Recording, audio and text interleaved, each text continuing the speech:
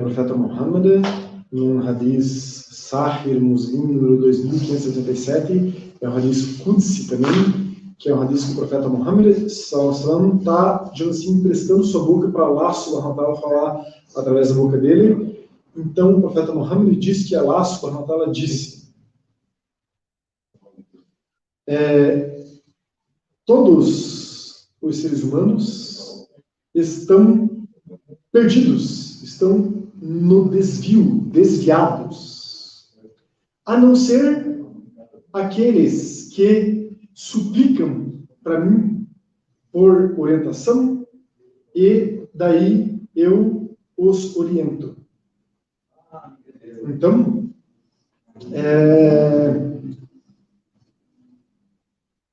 a gente já trabalhou uma passagem do Alcorão semelhante a esse hadith, que na época que eu trouxe essa passagem, eu lembrava qual era a passagem do Alcorão, mas não lembro hoje, porque eu lembrei desse hadith que eu faria suba e lembrei desta passagem do Alcorão que trata muito parecido com isso, então não fui atrás dessa referência do Alcorão, mas o Alcorão diz que quando Allah subhanahu wa ta'ala ama um servo, ele manda alguém para orientar esse servo.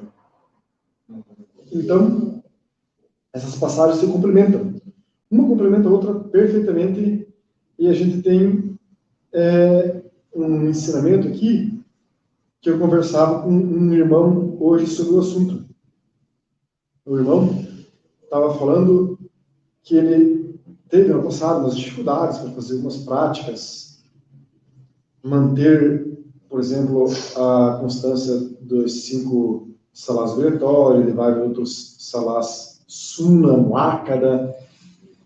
E depois dessa época que ele teve essa dificuldade, ele teve uma crise de fé, ele quase chegou a largar o Islã, devido a ele achar que a religião, que o din, que é o Islã, era muito pesada. Mas ninguém falou para ele que era obrigado a cumprir a Sunna Muakkada. Se a pessoa faz as 5 orações, está ótimo. E esse irmão entendeu isso e começou a fazer 1 oração por dia, depois 2 orações por dia, depois 3 orações por dia. E aos poucos ele foi acrescentando várias orientações que a gente está dando para ele. Tem o Azifá do Fajr, que eu nunca me canso de falar, que é espetacular. Ele acrescentou o Azifá do Fajr e hoje ele está recebendo muita baraka. Muita coisa na vida dele se transformou e ele falou que ele está conseguindo sustentar todas as práticas de maneira leve, prazerosa, suave. Daí eu falei para ele, aí, meu irmão, é que está o milagre, entre aspas, assim, que a gente chama de karamat.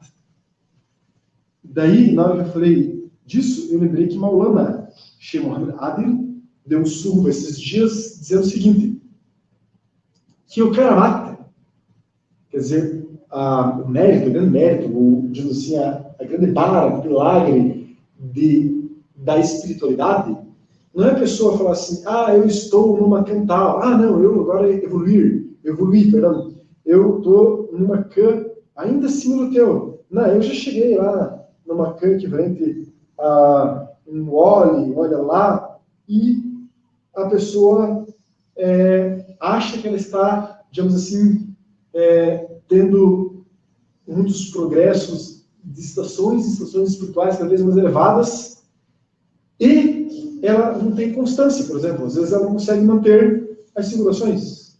Então, como você está lá numa can, de um olha lá, e você não faz as 5 orações? Alguma coisa, esse discurso não bate. De Maulana fala assim, o karamat está, quer dizer, o milagre, digamos assim, está na constância. A pessoa que consegue manter um esforço, mesmo que seja pequeno, constantemente, aí sim essa pessoa vai evoluir. Então, se a pessoa consegue manter as 5 orações todos os dias, e isso que ela consegue, mas ela tem constância nisso, ela sempre faz 5 orações. Então, mashallah, eu acredito que essa pessoa começa a progredir espiritualmente mais do que alguém que fala, eu faço a rotina dos iniciados, eu já passei por rotinas preparados, agora já estou em rotinos determinados. Ah, você está em rotinos determinados? Sim, estou em rotinos determinados. Rotina que eu digo assim é Zikr, é o Wird, o Aurad, que é a ordem que eu indico para as pessoas. A rotina determinados é mais extensa que eu, pessoalmente, não conheço ninguém no Brasil que esteja em rotinos determinados. Né? Mas a pessoa fala, estou em rotinos determinados e eu já sou um olha lá. Ah, você faz simulações? Não. Então, ele está na ilusão. E conversávamos, inclusive, um casal hoje, de como é difícil ver a verdade. As pessoas fogem da verdade. A gente já tratou sobre isso várias vezes também. Então, a pessoa está na ilusão. O ego conta para ela que ela está super evoluída, que ela é um olha lá. Quer dizer, um amigo íntimo, um amigo próximo dela, que o Alcorão cita várias vezes, né? Os olha lá, ou os aulia lá, plural, perdão, os amigos íntimos dela. Então a pessoa acha que já está nesse grupo seletíssimo de seres humanos e a pessoa está, na verdade, numa ilusão assim, enorme. E o que ela deve fazer? Ela deve vigiar a si mesma.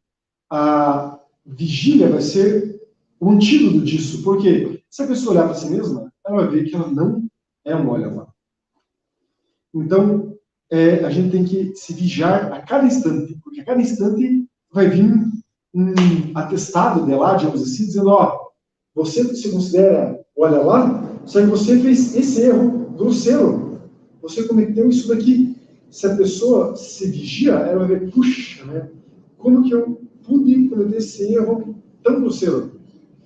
Não, mas eu sou um olha lá. De repente, ela comete outro erro grosseiro. E ela vê que ela comete um erro grosseiro, outro erro grosseiro. Ela não é um olha lá. Começar pela humildade, né? Então, já para a pessoa se auto-infligir esse macrende, olha lá, já também tem alguma coisa errada por aí. Mas o ponto nós estamos em um véu, digamos assim, de estarmos próximos de ser o olha lá.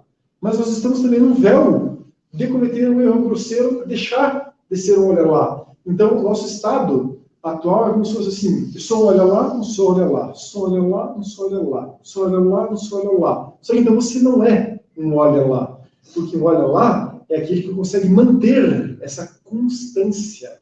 A pessoa é constantemente um olha lá. Então, daí sim a pessoa é um olha lá.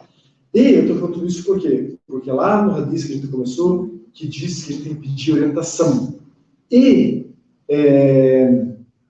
o Alcorão diz que quando Allah ama uma pessoa, ele manda alguém para orientar essa pessoa, nós temos que buscar a orientação de um olha lá verdadeiro, que daí, quem sabe, a gente consiga um dia estabilizar e sermos também, entrarmos para o grupo dos olha lá. Mas a gente tem que ter sempre presente isso, que a cada instante eu estou com um véu de um lado, outro véu do outro lado, e eu não posso julgar ninguém também. Que se eu acho que meu irmão olha lá, a qualquer momento, se ele não for olha lá, ele vai cruzar esse véu e não vai ser mais olha lá, vai estar cometendo erros grosseiros. E um irmão que eu considero que nunca vai ser um olha lá, ele está a um véu de ser um olha lá. Allah, subhanahu wa ta'ala, ele dá uma baraka que eu não vi isso no Alcorão, não vi isso no profeta Muhammad, só falar sobre isso, mas eu já vi histórias que corroboram para essa visão, de que é como se nós estivéssemos num ciclo evolucionário, digamos assim, que às vezes algumas pessoas estão lá no ponto mais baixo desse ciclo, e Allah, por misericórdia, dá como se fosse uma ponte para a pessoa passar desse ponto mais baixo do ciclo evolucionário para um ponto alto, como ser um olha lá. E a pessoa lá naquele ponto mais baixo, no fundo do poço, de repente cai a ficha e a pessoa um olha lá. Então o que separa um ser humano de ser um olha lá é um véu. E só lá, subhanahu wa ta'ala, sabe como vai remover esse véu. Então a gente não pode também julgar que uma pessoa não é olha lá, ou que é olha lá, porque um véu separa essa pessoa de um estado ou de outro. Mas o segredo é a constância. E a nossa necessidade para isso é orientação. A minha barra fique al-Fatiha.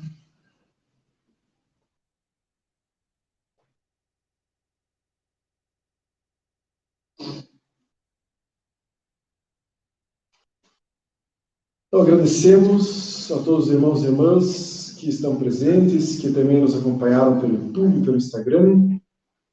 Inshallah, na próxima quinta-feira estaremos aqui novamente transmitindo o zikr. Assalamu alaikum wa rahmatullahi wa barakatuh.